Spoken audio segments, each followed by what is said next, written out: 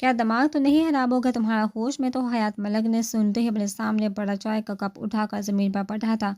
سر، میں بالکل ٹھیک کہہ رہا ہوں، مگر جب تک میں نکاح نامہ نہیں دیکھ لیتا تب تک میں یہی دعا کروں گا کہ یہ سب جھوٹ ہو۔ اس کے ہاتھ کریم نے کہا تھا، ظفر یہ سچ نہیں ہونا چاہیے، مجھے وہ لڑکا ہر حال میں چاہیے، زندہ یا مردہ، اور جو فائل اس نے تیار کی ہے وہ بھی مجھے ہر حال میں چاہیے۔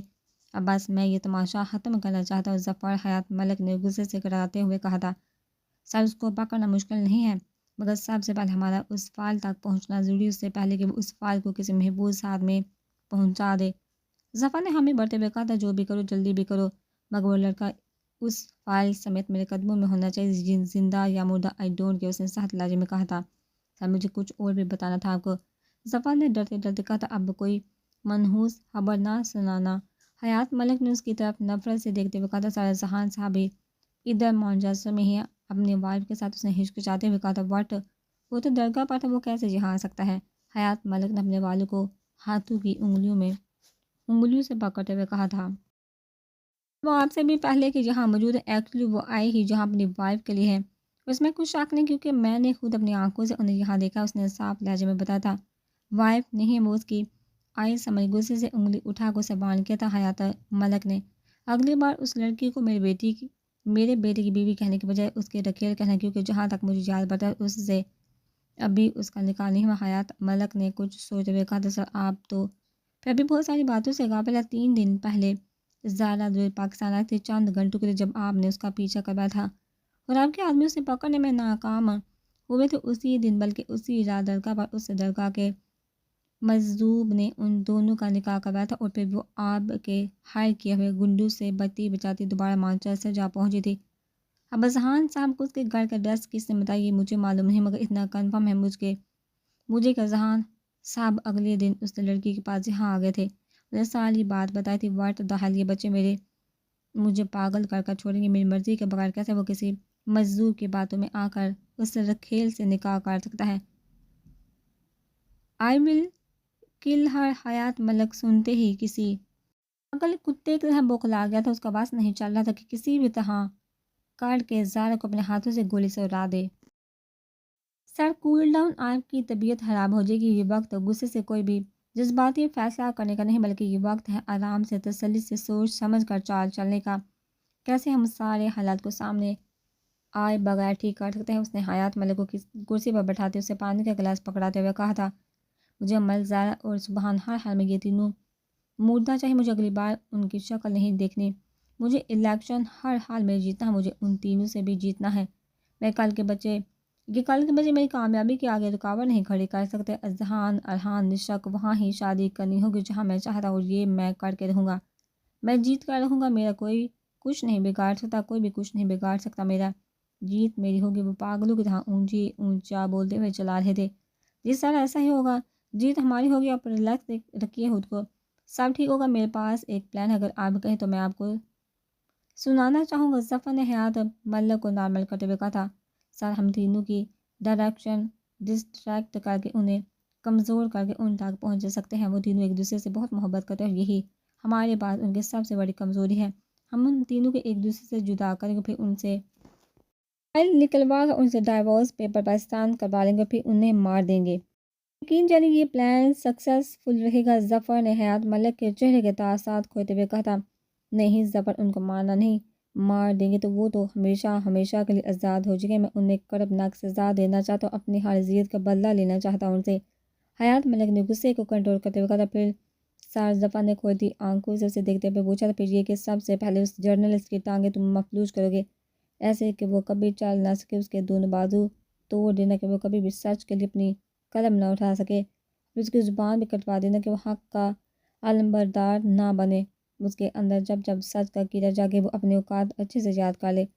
ایسے مجھے مزہ آئے گا اس کی طرف دیکھنے کا، اس سے سینے میں ٹھنڈ پڑے گی، اور وہ دونوں لڑکیاں ان کے ساتھ ایسا کچھ کرنا ہے کہ وہ کبھی ماں نہ بن سکے، پھر ڈکیل بنا کر لاہور کے سب سے مہنگے اور اونچے کوٹھے پر چھوڑ کر آنا، تاکہ ہر روز رات کو انہیں اپنی اوقات یاد آئے، ہر روز وہ حیات ملک کو دی جانے والی اذیت میں تڑپے، تب اس دل کو ٹھنڈک ملے گی، مگر ان دونوں کو اس کوٹھے پر چھوڑنے سے پہلے میرے ہر بڑے سے لے کر چھوٹے ملازم کی راتوں کو بھی رنگین کروانا ان سے، تاکہ انہیں اندازہ ہو گئے۔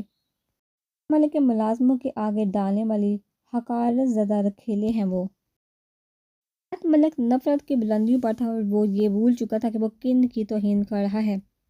وہ یہ بھول چکا تھا کہ وہ اپنے ہی بیٹوں کی عزتوں کو نیلامی کی طرف لے جا رہا ہے۔ وہ اپنے بیٹوں کی خوشی کو برباد کر ہے۔ لالچ دولت شہرت کے نشے میں اندھا ہو کر وہ ہر حد پار کر چکا تھا ظلم کی۔ اس وقت اسے بات یاد تھا تو یہ کہ اسے بدلہ لینا ہے، ان سے اپنی نفرت کی آگ ٹھنڈی کرنی ہے۔ اس نے وہ یہ بھی بھول چکا تھا جن نازک لڑکیوں سے نفرت کرتے ہوئے اس نے جنگ کا اعلان کیا تھا، انہوں نے تو کبھی اس کے لیے برا چاہا ہی نہیں تھا۔ پھر وہ کیوں ان سے جنگ لڑنے جا رہا تھا جس میں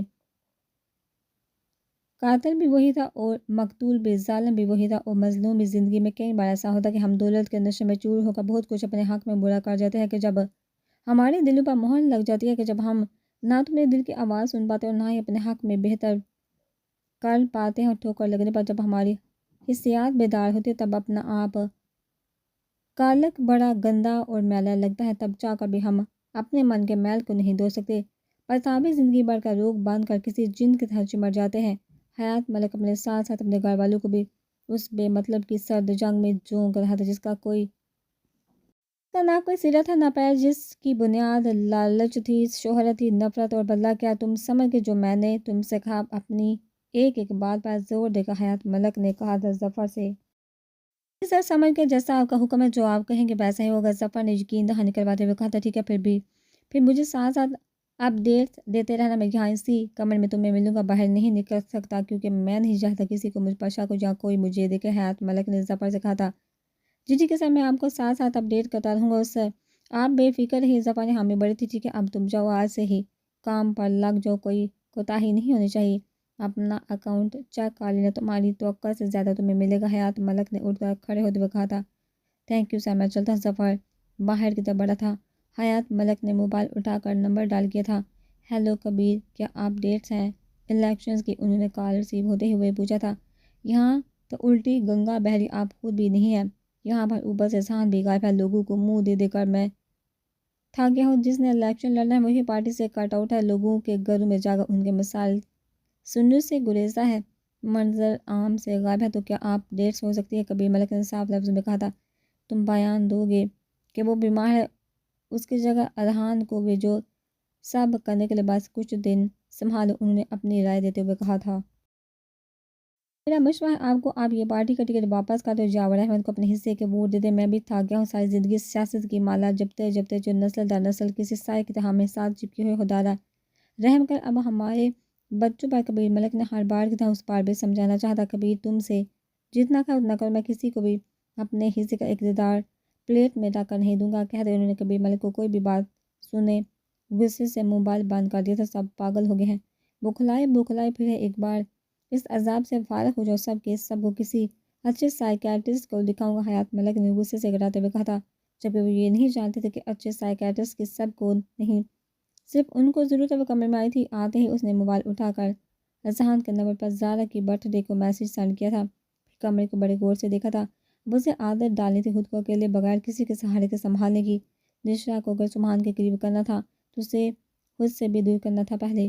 فی الحال اس کے دماغ میں یہ آیا تھا، وہ چاہتی تھی کہ ان دونوں کا رشتہ مضبوط ہو، اور وہ صرف اسی سے مضبوط ہو سکتا ہے کہ وہ دونوں ایک دوسرے کے قریب رہیں، جتنا وہ ایک دوسرے کے قریب رہیں گے اتنا ہی وہ ایک دوسرے کے لیے دل میں آئی رنجشوں کو دور کر کے بلا سکیں گے۔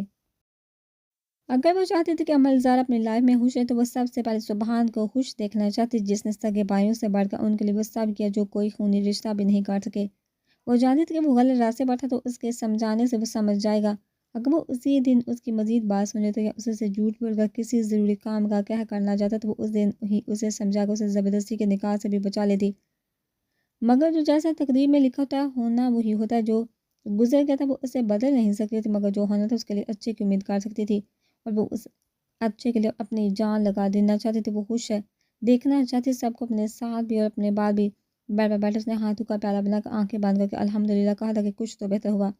ہاتھ منہ پر پھیرا تو کمر میں وہی تکلیف محسوس ہوئی جو جان نکال رہی تھی۔ پچھلے 3 دن سے اٹھ کر مرر کے سامنے گئی، کمر سے شرٹ تھوڑی ہٹا کر دیکھی تو کمر کے سر پر 2 دن پہلے بنا جو چھوٹا سا دانہ تھا وہ اب بڑا ہو چکا تھا، جس نے ارد گرد کی جگہ کو بھی بلیک کر دیا تھا۔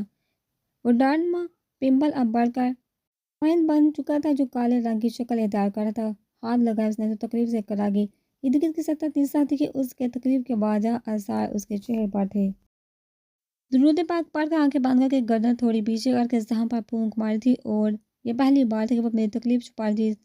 پہلے سوچا تھا کہ زارا کے آتے ہی اسے دکھائے گی، اسے بتائے گی جو اس پر گزری، مگر پھر اس سب کے بعد وہ مزید کسی کو کسی بھی مشکل میں ڈالنا نہیں چاہتی تھی۔ شرٹ نیچے کر کے اس نے اپنے نم آنکھوں کو صاف کیا تھا۔ میں نہیں چاہتی زارا اب میری وجہ سے تم تک کوئی بھی تکلیف پہنچے۔ علیحد تھا کہ اس بیماری کا مقابلہ کرتے کرتے سارا جسم چلنی چلنی ہو گیا ہے۔ ہر ماں اپنے جسم میں نیڈلز لگوا لگوا کر، میں نہیں چاہتی میں اب زیادہ دیر زندہ رہوں گی۔ میں چاہتی ہوں کہ تم سب اپنی اپنی لائف میں خوش ہو اور مجھے بھی ایک اچھی یاد بنا کر یاد کرو۔ پتہ نہیں کیوں اب زندگی کے سفر میں آگے بڑھنے کی ہمت نہیں۔ بابا بہت یاد آتے ہیں۔ اس کی آنکھوں سے موتی ٹوٹ کر گرے تھے۔ کمر کا درد اس کی تکلیف بڑھا رہا تھا 3 دن سے۔ وہ ایک کروٹ پر سو رہی تھی، ہوا میں ڈر جاتی تھی، دل پکڑ کر اٹھ کر بیٹھ جاتی، اور جب اٹھتی تھی تب بھی کمر سے اٹھنا مشکل ہو جاتا تھا۔ کیسے کسی کو بتاتی کہ وہ سو نہیں پا رہی، اٹھ نہیں پا رہی، بیٹھا نہیں جا رہا اسے۔ اگر کسی سے ذرا سا تذکرہ بھی کرتی تھی تو سب کچھ چھوڑ چھاڑ کر اس کے ہلکان ہوئے پھرتے، وہ بھی تب جب اپنی زندگی کے جمیلے کو نہیں سلجھا پا رہے تھے، اور ایسا وہ کبھی بھی نہیں چاہتی تھی۔